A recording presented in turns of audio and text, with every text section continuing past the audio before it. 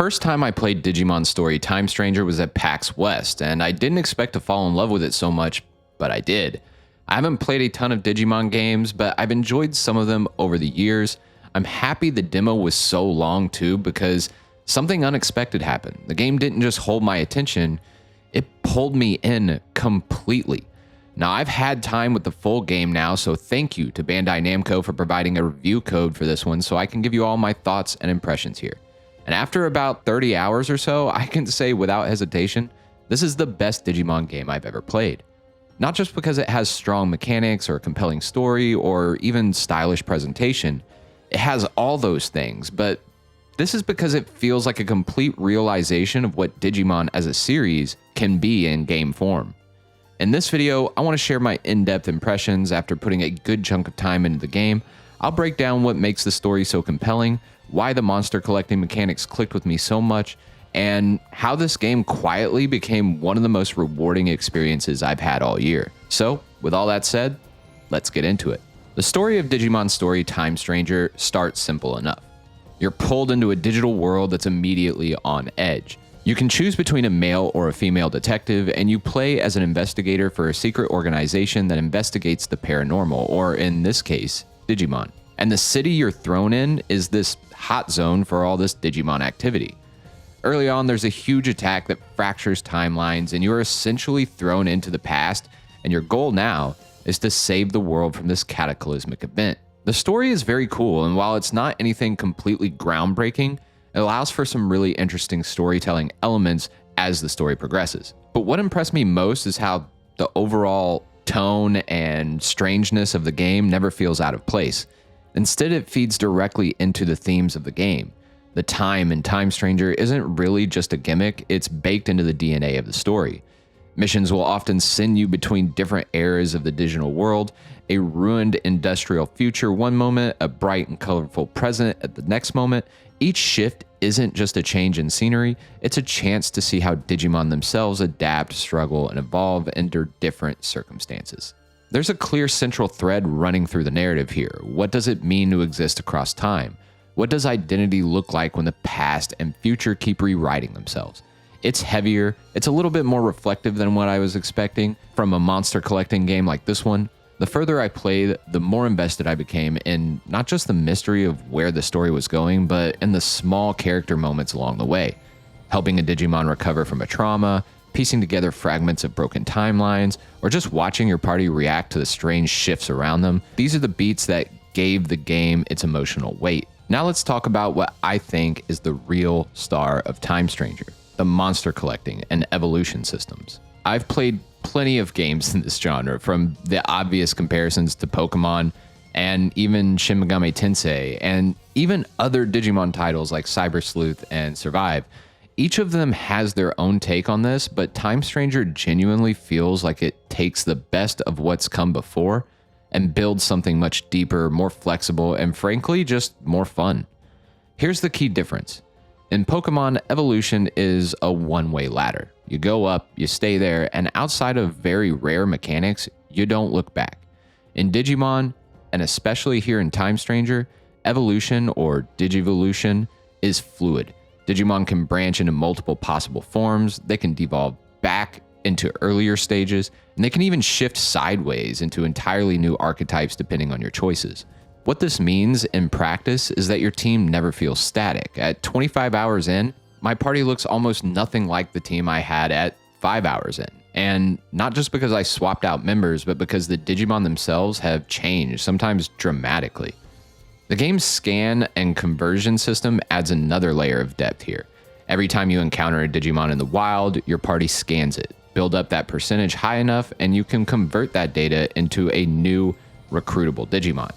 It's an elegant system that makes even random encounters feel really meaningful, because every battle pushes you closer to unlocking new possibilities. And when you finally do convert a Digimon, there's this thrill of getting to raise it, train it, and eventually digivolve it into something far stronger. I found myself obsessing over scan rates, holding out for the 200% maximum just to squeeze out the best possible stats. It gave me agency over my collection in a way that felt more tactile than I was expecting. And because the Digivolution trees are so wide, there's a sense of discovery every time you take a Digimon down a new path. These choices feel meaningful without ever feeling punishing, and that balance is something I think a lot of other monster collecting games really struggle with. All of this feeds directly into the combat, which has quickly become one of my favorite parts of the game. On the surface, it's traditional turn-based JRPG combat. You take turns, select abilities, exploit weaknesses, heal when necessary, but what elevates it is the pacing of it all. Battles are snappy, animations are quick, you can even speed up time for grinding and stuff, which is amazing. I love that you can do that here. Menus are responsive, and there's almost no wasted motion, but beneath that, there's a surprising amount of strategy here.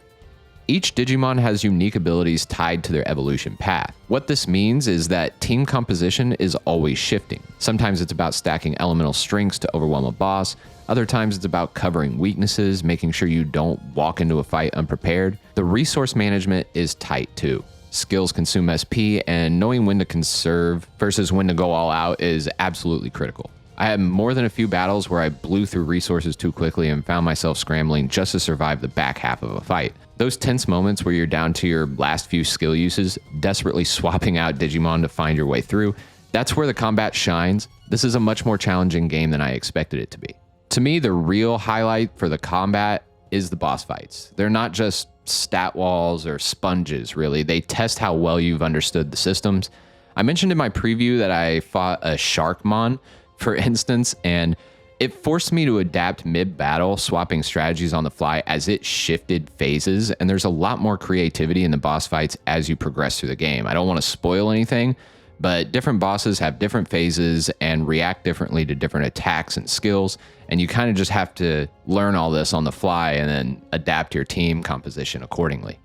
Let's get into exploration a bit, because outside of combat, exploration feels deliberate and pretty rewarding. At the beginning of the game, it's pretty tutorial heavy, and it takes a while to get to more of the open zone areas. But once you do, the environments are pretty varied. Sometimes they're bright and colorful, other times they're kind of mechanical and oppressive and dark. What ties them together is that each area feels really distinct with its own identity.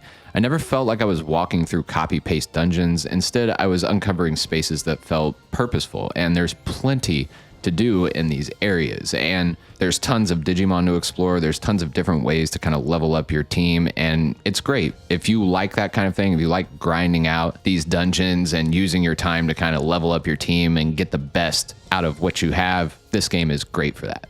And because of the time travel element, you often revisit locations in different areas. Seeing how a familiar area transforms across centuries adds this extra layer of world building that I really enjoyed. It makes the digital world feel more alive, like it has its own history independent of you. There are also little details that stood out to me. Environmental storytelling tucked into background design, NPCs who hint at a broader conflict, Digimon with surprisingly heartfelt dialogue, which I'm still trying to get used to because coming from Pokemon, watching all these Digimon talk and converse with you is still a little jarring. Even simple side quests often felt worth doing, not just for the rewards, but for the glimpses they gave me into the wider world. As for the presentation, visually, the game hits a nice sweet spot. The environments range from eerie and foreboding to vibrant and colorful, and the Digimon designs themselves look fantastic. The UI and animations make everything feel polished, and I especially love the way combat effects pop. The game has a lot of style, and I appreciated it for that. The voice work, especially even the Digimon themselves, adds a surprising layer of personality that I just wasn't really expecting. Again, first, it's very strange hearing them speak, but the more I played, the more I came to appreciate the value it provides. So after about, 25, 30 hours, why do I feel comfortable calling this the best Digimon game I've played? It comes down to cohesion and the combination of all the systems at play here. Time Stranger takes all of the things that make Digimon unique, the branching evolution, the themes of identity and change, the slightly darker tone, and builds a JRPG around them that feels both accessible and really deep. It's a game that respects newcomers, never overwhelming you, but also rewards investment, and it doesn't flatten Digimon into collectibles, but treats them as evolving companions with stories of their own. And most importantly, it balances complexity with playability in a way that makes you want to keep experimenting, keep pushing forward, keep seeing what's around the next corner. I didn't expect this going in, but Time Stranger has become the game that finally made me fall in love with Digimon as a gaming series. At the end of the day, Digimon Story Time Stranger isn't just a great Digimon game. It's a great JRPG full stop. The story is layered and strange in the best ways possible. The mechanics are addictive and rewarding, and the presentation ties it all together into something really special. If you've always admired Digimon from the sidelines like I have, this is the perfect entry point. And if you're a longtime fan, I think you'll find that it not only honors the series' history, but pushes it forward in really meaningful ways. I'm still not done with the game, there's plenty left to do, but after the time I've spent with it so far, I can already tell this one is going to stick with me, and I can recommend it to anyone looking for a good monster collecting JRPG. So that's where I'll leave it for now. Let me know in the comments below what you think. Are you planning on playing Digimon Story Time Stranger? And if so, what has you most excited to get started? Can't wait to read all your thoughts. And if you've enjoyed this breakdown and want more deep dives into JRPGs that are coming out, make sure to subscribe. It definitely helps out the channel. Thank you so much for stopping by. And until next time, I'm out.